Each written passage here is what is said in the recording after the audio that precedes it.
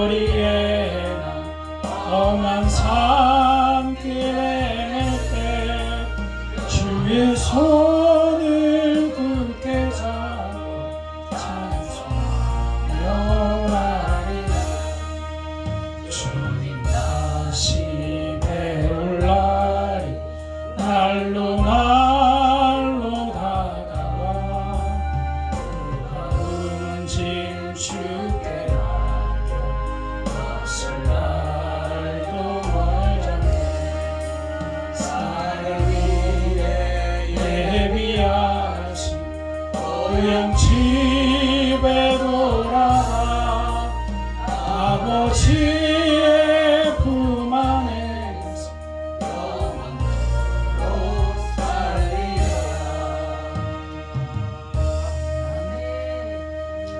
기도하겠습니다. 사랑의 아버지 하나님 감사합니다.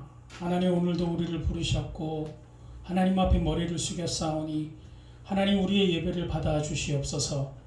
하나님 먼저 우리 속에 있는 것들이 먼저 좀 정리되게 하시고 하나님 해결돼야 될 것들이 해결되게 하시고 이 시간 온전히 하나님 앞에 예배하는 시간이 되게 하여 주시옵소서.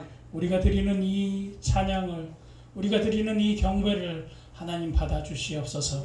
하나님 성령께서 이 시간에 함께 하셔서 은혜를 허락하시고 말씀이 새로워지게 하시고 도전받게 하시고 하나님을 의지하며 또 힘차게 세상을 향해 나아가는 자들이 되게 하여 주시옵소서. 듣는 자나 전하는 자 모두가 은혜의 상중에 있게 하실 줄 믿사오며 예수님의 이름으로 기도드리옵나이다. 아멘. 예. 할렐루야. 예. 날씨가 많이 더워졌습니다. 2025년이 시작한 지 정말 어제 같은데 벌써 4월이 다 지나가고 있어요. 이제 상반기가 벌써 다 지나갔더라고요. 뭐 시간이 왜 이렇게 빨리 가는지 한 것도 없는데 막 시간만 가는 것 같고 돌아보면 그래서 뭔가 아쉽고 뭔가 좀 초조한 느낌도 좀 들고요. 뭔가 열심히 뭔가 해내야 되는데 그런 감정도 좀 들고 그렇습니다. 올해는 작년보다 더 나은 삶을 살아야지 늘 고민하지만 또 마지막에 되어 보면 그게 맞았나 이런 고민이 들고 또 마지막에는 다시 다음에는 정말 다시 잘 살아봐야지 그런 생각을 하다가도 또 돌이켜보면 이게 지금 제대로 가고 있나 이런 생각이 들 때가 많이 있습니다. 올해는 작년보다 더 나은 한 해가 되기를 저도 그렇고 우리 모두가 그런 한 해가 되기를 축원합니다. 나라 안팎으로 굉장히 어수선한 시기 이럴 때일수록 나라를 위해서 기도하면 좋겠습니다. 하나님의 지혜가 꼭 필요한 때인 것 같고요. 옳고 그름을 볼 수 있는 그런 지혜가 우리 속에 좀 있기를 바랍니다. 뭐가 옳고 그르고 그게 아니라 성경에서 말하는 옳고 그름을 제대로만 판단할 수 있으면 좋겠다 이런 생각이 있고요. 특별히 힘들고 연약한 자들이 좀 케어당하고 좀 보살핌받고 그들에게 힘을 줄 수 있는 일들이 좀 일어나면 좋겠다 뭐 이런 생각들을 해봅니다. 오늘은 우리가 너무 잘 아는 그 바디메오의 이야기를 해보려고 하는데요. 그냥 편하게 그냥 그의 삶에 대해서 쭉 그냥 한번 이야기해 보려고 해요. 성경이 뭐라고 얘기하는지 그런 이야기들을 좀 해보고 제가 대지를 3개로 준비했는데 하나 했는데 시간이 가면 그만큼 하고 다음에 와서 또 하면 되고 뭐 그렇게 편하게 그냥 그렇게 얘기해 보려고 합니다. 저는 그리스도인을 한마디로 말하라면 환경에 굴복하지 않는 사람들이라고 표현하고 싶어요. 사람에겐 딱 2종류의 사람이 있습니다. 환경에 그건 뭐 백수적은 흑수적은 뭐 어떤 장애인이건 뭐 일반인이건 다 소용없고 2종류의 사람. 한 종류는 환경을 넘어서는 사람이 있고 그래서 자기가 생각하고 꿈꾸는 것들을 이루어가는 사람이 있고요. 또 한 부류는 자기가 주어진 환경이 팔자련이 하고 그냥 그렇게 살든지 더 그래서 떨어지든지 그렇게 살아가는 2종류의 사람이 있습니다. 성공을 이룩한 모든 자들의 고백은 내가 처해 있는 환경에서 이겼다라는 것일 것입니다. 왜냐하면 어떤 사람도 삶이 고난 속에 빠지지 않는 삶이 없거든요. 아무리 부자로 태어나도 고난 속에 있다가 다시 일어나고, 환경에서 또 어려웠다가 다시 일어나고, 환경을 어떻게 대처하느냐가 우리의 삶에 그래서 굉장히 중요한 거라고 생각하고요. 그 환경을 이길 수 있는 그 많은 요건을 그리스도께서 우리에게 주셨다라고 생각하고요. 그래서 그리스도인들은 환경을 뛰어넘는 자가 되어야 된다고 생각합니다. 우리 행복하게 살았으면 좋겠습니다. 저는 그리스도가 이 땅에 오셔서 십자가를 지신 이유가 자기 아들을, 자기 백성들을 행복하게 살기 위해서라고 확신합니다. 그렇기 때문에 자기의 몸을 들이셨고요. 그래서 이 땅을 가장 그리스도인답게 사는 것, 그리스도의 복음답게 사는 것은 행복하게 사는 거라고 생각합니다. 우리가 행복하기 위해서 그리스도께서 십자가를 지셨거든요. 그렇지 않고는 십자가를 지실 이유가 없으셨거든요. 자기의 백성들이 죄 속에서 허덕이면서 힘들게 사는 것이 못마땅하셔서, 그게 안 좋아서 예수님이 십자가를 지셨습니다. 그렇기 때문에 우리는 하나님의 뜻대로 살면 행복하게 살아야 돼요. 근데 많은 그리스도인들이 계속 고행하듯이 살아가는 것 같아서 안타깝기도 합니다. 저는 고난주간, 얼마 전에 고난주간을 가장 잘 보내는 사람이 어떤 사람이냐라고 물으면 가장 행복하게 보내는 사람이에요. 하나님 우리를 위해서 고난 당했는데 우리도 그 고난에 동참한다고 막 아파하고 막 이렇게, 그게 정말 하나님 원하시는 걸까? 그런 생각을 가끔 해요. 죄를 짓자라는 얘기가 아니고요. 하나님 안에서 정말 행복할 수 있는, 자유할 수 있는, 그게 고난주간에 가장 멋있게 살아가는 사람이 아닐까. 그렇다면 그리스도인이 이 땅에 가장 멋있게 살아갈 수 있는 것은 나에게 주어진 그 환경을 어떻게 행복하게 만들까? 하나님이 우리와 도우셨을 때 어떻게 행복하게 만들까? 그게 숙제일 것 같습니다. 오늘 본문은 소경 바디메오가 고침을 받는 장면입니다. 소경이 눈을 뜨는 거예요. 재미있죠? 소경이 눈을 떴다. 예, 제가 요즘에 고민하고 묵상하는 것이 눈을 들어 하늘 보라, 주를 보라, 뭐 이런 것들을 계속 묵상하고 있는데요. 아직 제가 정리가 안 돼서 모르겠지만 다음에 오면 거기에 대해서도 한번 말씀을 좀 나눠보겠습니다. 자, 오늘 본문을 그냥 이야기처럼 좀 쉽게 한번 이야기해 보려고 합니다. 오늘 우리가 읽었던 이 본문의 위치는 예수님께서 예루살렘으로 들어가기 바로 전입니다. 그러니까 그동안 예수님은 요단강 저쪽에 베레아에 계셨어요. 저쪽에 계셨다가 이제 예루살렘으로 오르기 위해서 요단강을 건너셨어요. 요단강 건너서 서편의 첫 마을이 여리고입니다. 그러니까 이렇게 쭉 가셨다가 요단강을 건너고 이제 예루살렘으로 올라가시는 그 중간 지점. 예수님의 마지막 공생에, 예수님의 그 고난을 향해 올라가기 바로 전 단계라고 생각하시면 됩니다. 많은 사람들이 이제 예수님의 능력을 알았어요. 그분은 충분히 위대하심을 알만한 상황이었고요. 그리고 그분을 따르는 사람들도 제법 많았습니다. 여리고로 이르렀는데 예수께서 제자들과 허다한 무리와 함께 있었다라고 했거든요. 그런데 예수님의 입장에서 보면 이제 고난의 시작을 알고 계셨기 때문에 뭔가 대단한 결심을 하고 계시는, 제 생각에는 그냥 혼자 뭔가 정리하고 싶은 그런 시간이었을 것 같아요. 여리고는 요단강 바로 앞에 있었고 곳곳에 샘물이 솟아나는 곳이었습니다. 물이 넉넉한 곳이었습니다. 또한 여리고는 지형적으로 보면 해발 마이너스 250m 정도, 지중해보다 더 밑에 있었습니다. 그래서 겨울에는 따뜻하고, 그러다 보니까 여리고에는 많은 사람들이 모여 있었습니다. 무역의 중심지, 상업의 중심지, 교역의 요충지, 그러니까 부자 동네였습니다. 번성한 동네, 사막의 오아시스 같은 그런 동네였던 것입니다.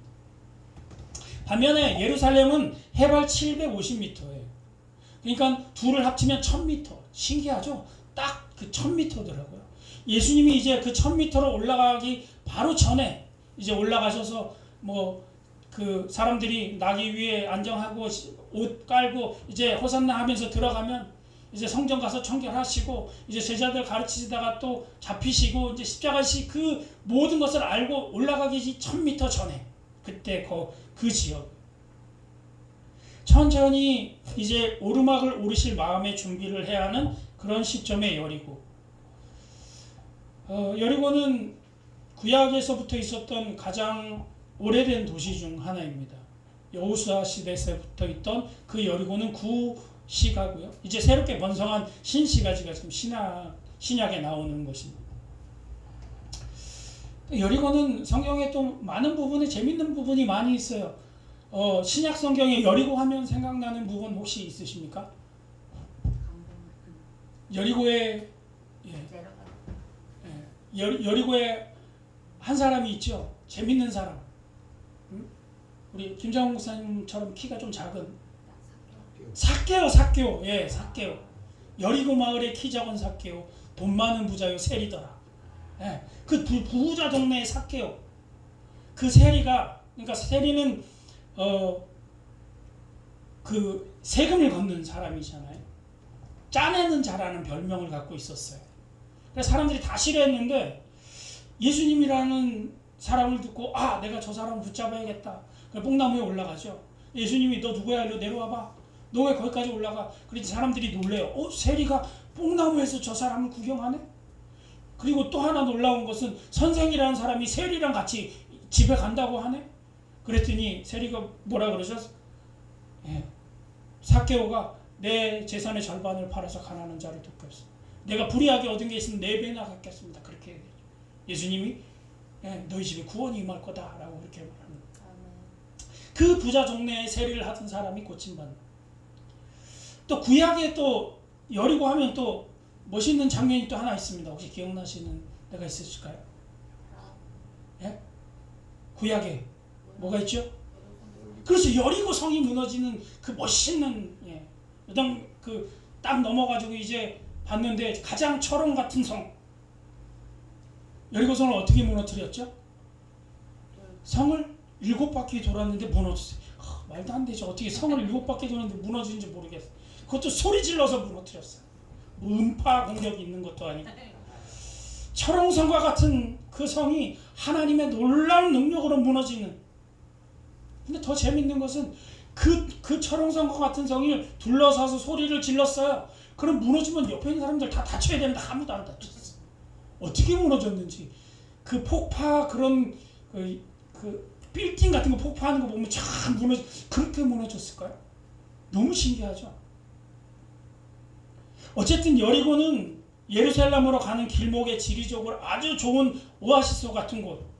성경에도 여리고는 굉장히 중요한 도시, 뭔가 시작하기 바로 앞에 있는 도시. 구약의 가나안으로 들어가서 시작하기 바로 앞에 뭔가 하나님의 능력을 다시 체험해야 되는 그런 도시였어요. 이해가 가십니까? 이제 뭔가 하나님의 놀라운 능력이 시작되는데 그때 사람들이 좀 해이해졌을 때 그때 뭔가 딱 보여줘야 될 때 그럴 때 있었던 그런 도시라는 것입니다. 다들 탐냈던 좋은 도시. 지형적으로 넉넉한 삶을 살아가고 있던 여리고 지역에 이제 예수님이 오셨습니다. 예수님이 많은 허다한 무리와 함께 나가실 때에 바지메오가 거기에 길가에 앉아 있었어요. 여리고에 나가실 때, 그러니까 여리고에서 이제 올라가기 바로 직전이라는 뜻이죠. 1절에 보면 그렇게 나오죠. 허다한 무리와 함께 여리고에 나가실 때에, 나가기 바로 직전에. 그때 오늘 주인공 바디메오가 등장합니다. 바디메오는 소경이었습니다. 눈이 안 보였어요. 그리고 거지였습니다. 누가복음에는 이렇게 얘기합니다. 누가복음 18장에 보니까 여리고에 가까이 가셨을 때에 한 맹인이 길가에 앉아 구걸하다가, 그러니까 그는 구걸하는 직업을 갖고 있었습니다. 그러니까 맹인 거지에 구걸하는 자가 바디메오였습니다. 이 맹인의 이름이 뭐였죠? 이름이 뭐라고요? 바디메오. 그런데 이 바디메오도 본명은 아닌 것 같아요. 바디메오라는 뜻은 디메오의 아들이라는 뜻이거든요. 바는 누구의 아들이라는 뜻. 바요나 시모나, 요나의 아들 시모나, 뭐 이런 식으로. 그러니까 본문에 이름도 나타나지 않는 그냥 거지 맹인 인 남자. 이름에 정체성도 없는 참 어려운 삶이었던 것 같습니다. 이거 어디라고요? 여리고. 부유한 도시. 부유한 지역에 전혀 어울리지 않는 한 남자. 사람들은 모두 부유하게 살고 도시는 발달해 있고 사막의 오아시스 같은 이제 뭔가 시작될 것 같은 뭔가 다 꿈이 있는 그럴 것 같은 곳에 소경, 거지, 바디메오 정체성도 없고 외롭고 혼자 힘든 삶을 살아가고 있는, 그렇기 때문에 더 가엾고 더 불쌍한 사람이었던 것 같아요. 다 같이 불쌍하면 괜찮은데 사람들은 다 잘 사는 것 같은데 혼자 불쌍하게 살아가는 사람. 그가 언제부터 소경이었는지 성경에 나오지 않습니다. 날 때부터 소경이었는지 아니면 무슨 병이 들렸는지 아파서 그렇게 됐는지 잘 모르겠어요. 처음부터 거지였는지 아니면 잘 살다가 망해서 거지였는지도 잘 모르겠어요. 사고로 소경이 돼서 구걸했다면 더 불쌍한 삶이었을 수도 있겠다라는 생각은 듭니다. 어쨌든 참 대조되는 삶을 사는 사람, 화려함 때문에 더욱 비참해 보이는 한 남자, 모두가 배부를 것 같은데 더욱 그래서 배가 고픈 것 같은 남자. 저는 미국에서 신학을 했습니다. 그래서 강두사고시를 라스베가스에 써봤어요. 예. 왜 강두사고시를 라스베가스에서 그 활락가에서 보냐. 사람들이 말이 많았거든요. 목사님들이 도박을 할 것도 아닌데 왜 거기까지 가냐. 전세 각 지역에서 다 모이는데. 근데 이유가 있더라고요. 왜냐하면 라스베가스가 다 싸요. 장소 빌리는 것도 싸고 먹을 것도 싸고 호텔도 싸고, 그래서 그런 컨퍼런스 같은 걸 많이 해요. 왜? 도박하라고 나머지 건 다 싸게 해주거든요. 그래서 거기에서 강두사고시를 봤습니다. 제가 강두사고시에서 1등을 했습니다. 그 자랑이고요. 그 얘기를 하고 싶었던 게 아니라, 그 멋있는 도시, 그 라스베가스는 사막 중에 그 한 도시를 그 미국에서 여기를 개발시키겠다 해서 여기만, 이 지역만 그 카지노를 할 수 있게 법으로 해준 도시거든요. 그래서 물을 끌어다가 그 도시가 얼마나 화려하냐면요. 거기 보면 뭐 세계 유명한 조형물들은 다 있어요. 뭐 자유의 여신상도 있고 뭐 피라미드도 있고 막 너무 화려하고, 천장을 보면 하루 종일 낮이에요. 근데 천장이에요. 네, 하늘인 것 같은데 천장이에요. 뭐 그런 화려한 도시. 근데 안타깝게 조금만 돌아가면 그 굴 속에 빈민처럼 그렇게 힘들게 살아가는 사람들이 있더라고요. 그 사람들이 도박하러 왔다 돈 다 잃고 돌아가지 못하고 노숙하는 사람들이 굉장히 많아요. 그 사람들 보면서 그 생각이 들었습니다. 정말 그래서 더 아프고 힘들구나. 그래서 더 안타까워 보이는 그런 사람들이 있었습니다. 아마 이런 바디메오가 그런 모습이었지 않았을까. 화려함의 끝인 것 같은 그런 도시에 혼자 외롭게. 그리고 이런 생각도 해봅니다. 지금 시대와 너무나 닮았다라는 생각. 극도로 발전한 시대. 로봇가 모든 것을 다 해줄 것 같은 그런 시대.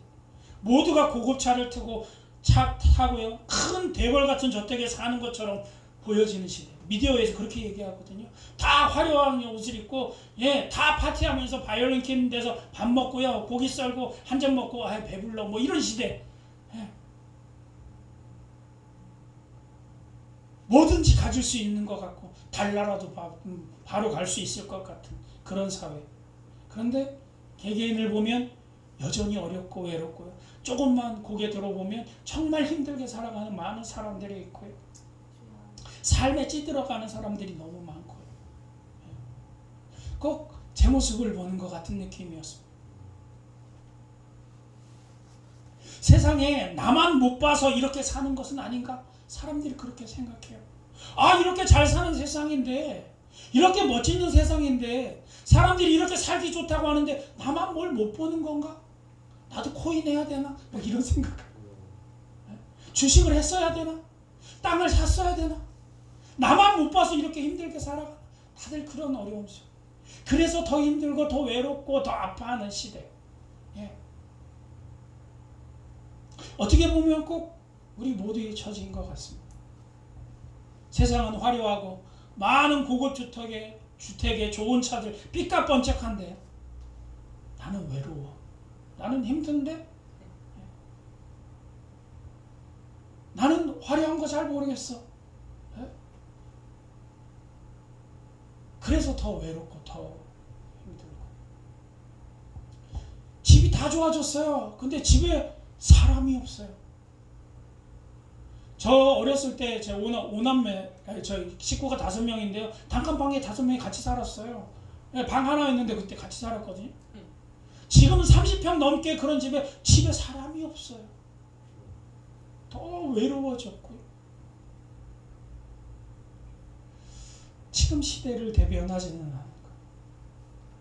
그런 주인공이 오늘 예수님을 만나서 기적과 같은 인생의 역전을 하였습니다. 아멘.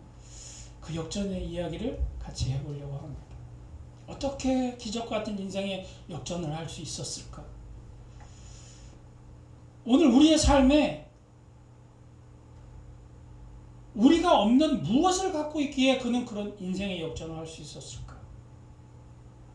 오늘 그걸 우리가 좀 깨닫고 하나님의 그 위로와 만지심, 우리의 그 공허함들을 좀 채울 수 있는 어떤 그런 무기가 좀 장착됐으면 좋겠어요. 아무리 많이 먹어도 배고픈 것 같고요. 아무리 좋은 것 같아도 뭔가 좀 허전한 것 같은 이런. 자, 바디메오는 어떻게 그런 기적을 볼 수 있었을까요? 47절을 같이 읽겠습니다. 마가복음 10장 47절 시작. 나사렛 예수시라는 말을 듣고 소리질러 이르되 다윗의 자손 예수여 나를 불쌍히 여기소서 하거늘. 예, 이렇게 하나님의 그 놀라운 그런 위로하심을 볼 수 있었던 첫 번째 이유, 그는 자신을 변화시키려는 열정이 있었던 것 같습니다. 이게 가장 큰 것 같거든요. 변화에 대한 열정. 외로워. 근데 우리는 그런 생각은 있어요. 근데 그런 열정이 있나 내 속에? 그는 비록 자신의 지금의 삶이 다른 사람보다 한없이 좋지 못했습니다. 그러나 그는 이런 삶을 변화시키겠다라는 열정이 내 속에 있었던 것 같아요. 자, 소경입니다. 소문으로 많은 소리를 들었어요. 나사렛 예수라는 사람의 이야기를 들었어요. 그리고 그 예수가 지나간다는 소리를 들었어요. 그는 많은 기적을 행하셨다라는 이야기를 들었어요. 죽은 자도 살리고 안전뱅이도 낫게 하고 바다도 잠잠하게 하고 사람들을 배불리 먹였대요. 그가 지금 이쪽으로 지나간다, 이제 떠난다 라는 소리를 들었어요. 소경입니다. 직접 본 것도 아니에요. 그는 볼 수가 없어요. 그 말이 소문으로만 들었지 사실인지 모르겠어요. 자기가 본 게 없어요. 왜? 자기는 여기서 계속 구걸하는 사람이기 때문에 그게 사실인지, 말도 안 돼, 그게 어떻게 사실이야. 그럴 수도 있어요. 그냥 듣기만 했어요. 지나가는 걸 눈으로 보는 것도 아니에요. 그냥 사람들이 지나가는데 소리만 들려요. 그 바디메오와 예수님이 지나가는 게 얼마나 떨어진지도 잘 모르겠어요. 여기서 저까지인지 더 멀리인지 바로 앞인지도 모르겠지만 지나간대요. 확실할 것이 그의 입장에서는 아무것도 없는 상황이에요. 그래서 예수님께서 지나가는 것이 확실하지 않기 때문에 그가 취한 방법이 있어요. 뭐죠? 소리를 질렀어요. 네. 그가 할 수 있는 게 그것뿐이 없어요. 자기의 삶을 바꿀 수 있겠다라는 그런 마음이 있는데 그가 어디로 가는지도 몰라. 이쪽으로 가는지 이쪽으로 가는지 이쪽으로 가는지 몰라요. 그게 사실인지도 모르겠어요. 소리가 들려요. 그래서 그가 할 수 있는 유일한 방법, 소리를 질러요. 주여! 소리를 질러요. 아니, 그래서 더욱 크게 소리를 지릅니다. 어디로 가는지 모르기 때문에, 방향이 어딘지 모르기 때문에 저쪽으로 가면 저쪽에다 대고 소리를 지르면 되는데 어딘지 모르기 때문에 뒤로 갈 수도 있기 때문에 더 크게 소리를 질러요. 다윗의 자손 예수여 나를 불쌍히 여겨 주시옵소서. 그냥 예수님하고 소리를 지를 수도 있는데, 여기 보니까 나사렛 예수라고 그랬는데 나사렛 예수여라고 할 수도 있는데, 자기가 할 수 있는 최고의 예우를 들어서 다윗의 자손 예수여, 자기가 할 수 있는 가장 최고의, 그러면 한 번이라도 들을까 하고 그는 그렇게 소리를 질러요. 여기는 그렇게 말하지 않거든요. 나사렛 예수란 사람의 말을 듣고라고 사람들은 그렇게 얘기했는데, 다윗의 자손 예수여 하고 소리를 질러요. 나를 불쌍히 여겨주소서. 자기가 아는 가장 위대한 지도자의 이름을 넣었어요. 메시아라는 뜻을 담고 있는 그 이름을 넣었어요. 그냥 지나가더라도 한 번은 찾아봐 주겠지 하는 그 마음으로요.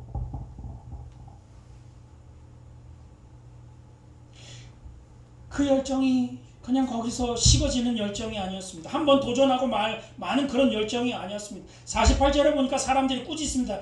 이 거지가, 좋게 말해서 그렇지, 이렇게 이 거지 새끼가 이러지 않았겠어요? 제일 천한 사람이니까 이 거지 새끼가 막 이랬겠죠. 이 거지가 어디서 소리를 질러, 시끄러, 네가 뭔데 그래, 조용히 안 해? 사람들이 막 그래. 주눅이 들었을 겁니다. 눈도 안 보이죠. 구걸하는 사람이죠. 저 사람들이 나 밥 안 주면 굶어 죽어요. 그렇기 때문에 주눅이 들어갔어요. 그런데 그때 그는 소리를 죽이지 않습니다. 아멘. 왜 그랬을까요? 아, 진짜 예수가 가는구나. 그러니까 사람들이 날 말리는구나. 아, 정말 예수가 가기는 가는구나. 지나가는 걸 이제 알게 되었어요. 바디메오가 어떻게 합니까? 더욱 소리를 질러. 아멘. 많은 사람들이 꾸짖어 잠잠하라 하니 그가 더욱 크게 소리를 질러 다윗의 자손 예수여, 나를 불쌍히 여기소서. 아멘.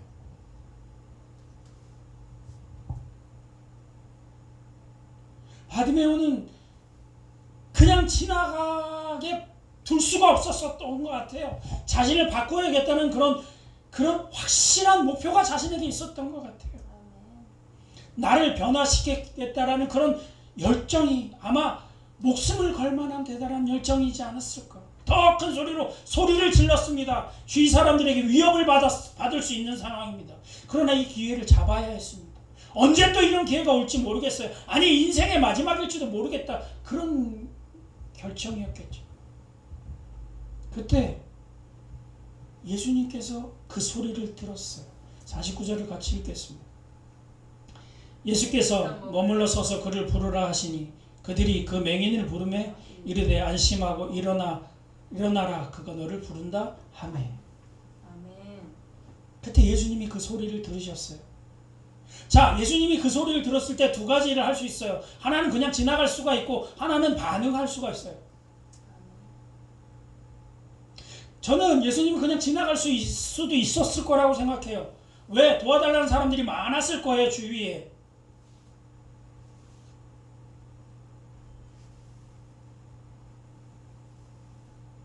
그리고 지금 자기 상황이 머리가 너무 복잡해요.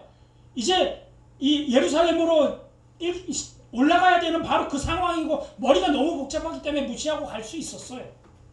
아니, 가야 되는 게 맞았다라고 저는 생각합니다. 그런데 예수님께서 반응을 하세요. 아멘. 왜 반응했을까요? 저는 이렇게 생각합니다. 바디메오가 소리를 막 지르고 막 난리를 치니까 사람들이 그를 위해할까봐 그런 생각을 예수님이 하지 않았을까? 조용히 해, 네가 뭔데 더 크게 소리니까 너 조용히 안 해? 뭐 사람들이 막 그래.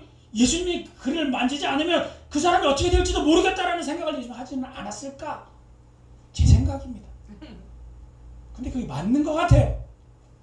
소외받고 아무것도 없는 거지 소경이 소리를 지르는데 사람들이 조용하라고 나무라고 더 큰 소리를 지르고 사람들이 가만 안 둘 것 같은 것을 알았기 때문에 예수님이 반응하셨다고 저는 생각합니다. 그래서 예수님이 그 자리에 서셨어요. 반응하실 수뿐이 없었다라고 저는 생각합니다. 지금 가장 중요한 일을 앞두고 다른 데 신경 쓰고 싶지 않았던 그 예수님을 멈춰 쓸 수뿐이 없게, 그가 눈이 보였거나 사람들이 뭐 이랬던 그냥 지나갔을 수도 있어요. 근데 안 보이고 사람들이 뭐라고 하고 모든 사람들이 무시하는 사람인데 더 크게 소리 지르고 막 위협하니까 설 수뿐이 없었지 않았을까. 그래서 예수님이 뭐라 그를 부르라라고 얘기해요. 할렐루야. 그를 부르라. 그의 열정에 예수님이 응답하셨던 것 같아요. 사람들이 바디메오에게 말합니다. 안심하라. 그가 너를 부른다. 얼마나 멋있어요. 이 정도면 됐잖아요. 그죠? 근데 소리가 나야 되는데 근데 그는 멈출 수가 없었어요. 그냥 일어나서 예수님이 오시기를 기다리면 되는데 그는 멈출 수가 없었어요. 왜? 진짜인지 볼 수가 없어. 사람들이 괜찮아 조용히 해. 그가 너를 부른다. 그게 사실인지 내가 알 수가 없어. 왜? 안 보이니까요. 맹인을 부른다. 예수께서 머물러 서서 그를 부르라 하시니 그들이 맹인을 부르며 이르되 안심하고 일어나라. 그가 너를 부르신 다음에 안 보여요. 진짜 나를 부르는 건지 사람들이 거짓말하는 건지 조용히 시키는 건지 그가 모르겠어요. 50절 같이 읽겠습니다. 시작. 맹인이 겉옷을 내다버리고 뛰어 일어나 예수께로 나아오거나. 바디메오 입장에서 보면 말이 들렸는지 아니면 사람들이 전해줬는지 그게 진짜 예수님의 음성인지 아니면 다른 사람의 음성인지 몰라요. 그래서 여러분 맹인이 뛰기 시작했어요. 맹인이 여러분 맹인이 뛰는 거 보셨어요? 네? 저도 한 번도 못 봤어요. 맹인이 길을 쳐가면서 걷는 것도 조심조심 하게 되는데 어떻게 한다고요? 뛰어 일어나 예수께가. 맹인이 뛰기 시작했어요. 이 얼마나 놀라운 사건일까. 그는 그게 사실인지 들렸는지도 몰라요. 근데 그게 예수님의 소리인지 사람들이 뭐라고 하는지 조용히 시키려고 하는지 모르겠어요. 그러니까 뛰기 시작했어요. 겉옷도 벗어버리고. 겉옷은 그 당시에 가장 큰 재산이잖아요. 추울 때 더울 때 할 수 있는 그거 뛰쳐버리고 겉옷을 내어버리고 뛰어서 예수님을 찾기 시작했어요. 어디인지 모르지만 뛰기 시작했어요. 맹인이 뛴다. 전 그게 열정이라고 생각하거든요. 그런 변화에 대한 갈망이 있는가 내 삶에. 예수님이 부른다라고 했는데 맹인이 뛰기 시작했어요. 사람들이 모여있고 그냥 있는 사람도 뛰지 못하는데 다 버려두고 맹인이 뛰기 시작해요.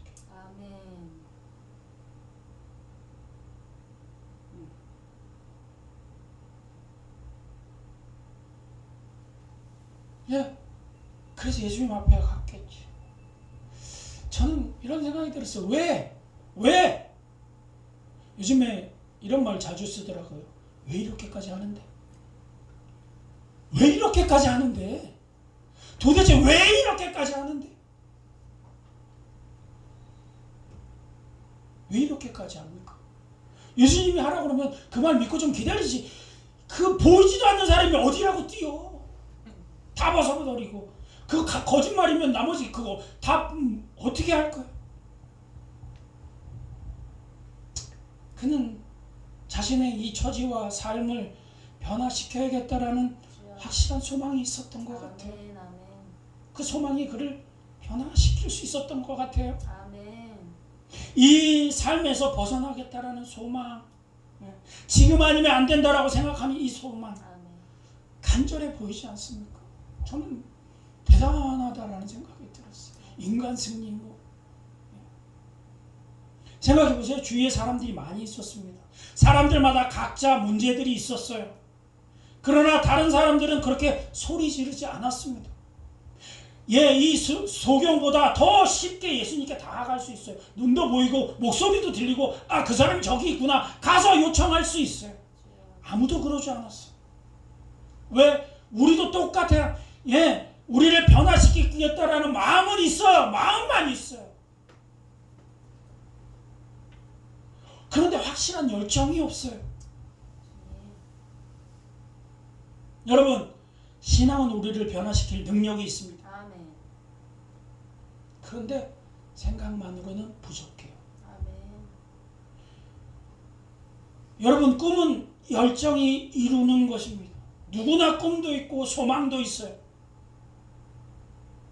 그러나 누구나 꿈도 있고 소망도 있지만 누구나 꿈을 이루거나 소망을 이룰 수는 없습니다. 아멘. 꿈과 소망을 이룬 사람들의 공통점은 그 꿈과 소망에 대한 열정을 불태웠다라는 거예요. 안 될 거야가 아니라 지금이야 라고 얘기하고요. 최선을 다해서 뭔가 해보려고 자기의 뭔가를 뛰어넘어서 많은 사람들이 자신을 바꾸고 싶어합니다. 성격을 바꾸고 싶고 생활 처지를 바꾸고 싶고 쉽게 살 빼고 싶고 책 보고 싶고. 근데 왜 우리가 못하죠? 생각만 해요. 늘 생각만. 도전하지 않아요. 좀 도전했다가 아니야. 다윗의 전제에서요. 사람들이 조용히 하면 알았어. 조용하면 되잖아. 주여. 한 번 더 막 하다가 알았다니까 좀 가만히 있어. 거기까지뿐이 안 해요. 그래서 안 되는 거 아닐까요? 주여. 사단이요. 생각을 바꿨어요. 사람들한테 이렇게 해요. 예배도 잘 드리는데 그냥 너 예배 드리게 해. 은혜 받고 은혜 받으라고 해. 눈물 흘려. 눈물 흘리려고 회개하고 다 좋아 다 좋아. 이제 결심하라고 그래. 결심하라 그래. 근데 뭐라고요? 내일 다음에 그거 하나만 해주면 된대. 주여.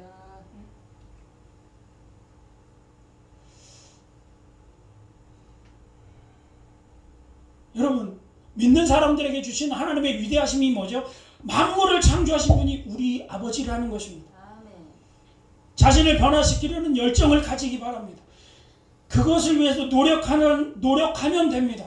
방법을 찾아야 돼요. 어떤지 모르겠지만 거기까지가 우리가 할 일이에요. 노력까지가 우리가 할 일이에요. 여러분, 제가 진리를 말씀드리겠습니다. 소경은 절대로 자기 눈을 뜨게 할 수 없어요. 아멘. 그렇죠. 소경이 어떻게 자기 눈을 뜨게 해요? 그럼 소경이 아니지.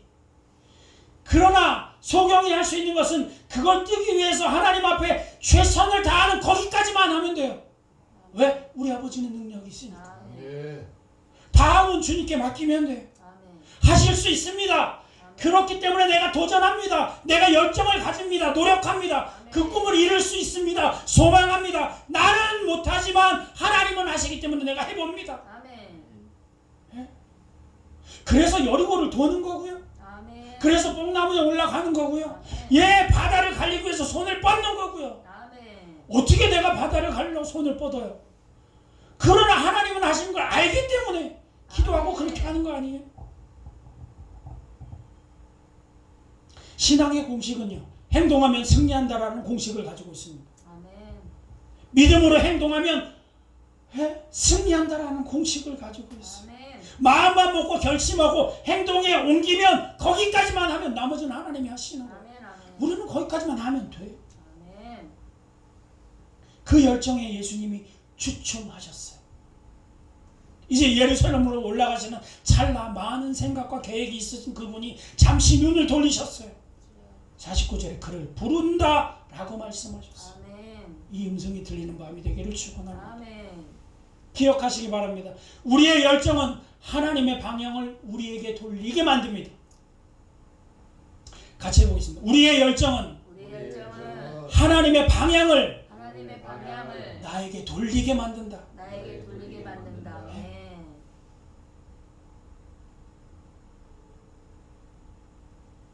아멘. 사람들이 말합니다. 힘들다, 힘든 세상이라고요. 어려운 세상이라고요. 아픈 세상이라고요. 그런데 그리스도인은 그렇게 말하면 안 돼요. 힘들지만 해볼 만한 세상이야. 하나님 때문에. 어렵지만 해볼 만해. 도전해. 그래야지 재밌지. 세상 쉬기만 하면 재미있어? 쉬우려면 그냥 식물인 것처럼 누워있으면 제일 쉽지. 그렇기 때문에 기대되고 신나고 뭔가 도전하는 세상 아니야? 하나님이 하나님이기 때문에 내가 못할 것까지도 하나님이 하신다라는 그런 믿음으로 나아가는 게 그리스도인이지 라고 말하는 사람.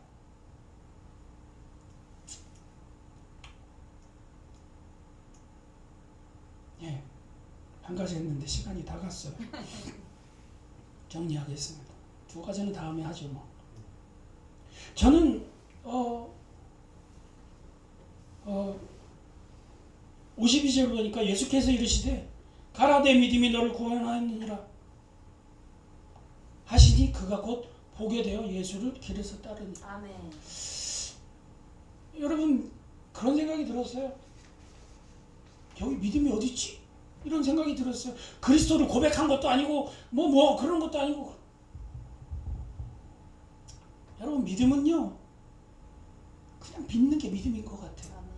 고백이고 뭐고 모르겠어요. 그 고백이 올바라야 되긴 하겠지만 예수가 내 안에 있고 나는 그 예수 때문에 뭔가 도전하고 승리할 수 있다. 그게 믿음인 것 같아요. 다른 거 잘 모르겠어요. 예, 그게 뭐 성부 삼위에 맞는지 그게 그거 잘 모르겠어요. 그게 믿음인 것 같아요. 하나님은 하실 수 있어. 그래서 내가 걸어가 볼게. 그게 믿음인 것 같아요. 아멘. 베드로처럼요. 예수 시거든 나를 걸어가게 해주세요. 그게 믿음인 것 같아요. 아멘. 다른 거 잘 신학이 어쩌고 잘 모르겠는데 내 안에 하나님이 있으면 주여 아멘. 하나님이 그걸 변화시키겠다라는 그런 약속이 있었으니까 아멘. 내가 도전할게요.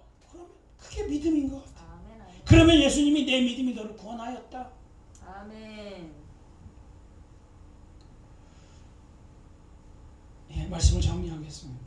바디메오, 이름도 없었던 그 정체성도 없었던 소경 거지 바디메오, 직업이 거지였어요. 그런 사람이 했다면 주여. 결론입니다. 그런 사람도 했다면 아멘. 그거보다 우리가 좀 낫잖아요. 아멘. 우리도 할 수 있을 줄 믿습니다. 아멘. 예, 하나님은 뭐든지 하실 수 있는 분이야. 아멘. 그렇다면 내가 처해 있는 이 상황 이 어려움 또 뭐 이런 거 하나님은 하실 수 있어. 난 못해. 그런데 해보자. 아멘. 믿음으로. 예, 아멘. 그런 열정이 하나님이 가시는 그 길에 나를 향해 터나게 만들 줄 주여 믿습니다. 아멘. 아멘. 그래서 그리스도인은요 행복하게 사는 사람인 줄 믿습니다. 아멘. 하나님 때문에 정말 행복한 저와 여러분이 되시기를 주의 이름으로 축원합니다. 아멘. 기도하겠습니다. 사랑의 아버지 하나님 감사합니다. 주님. 소경의 거지의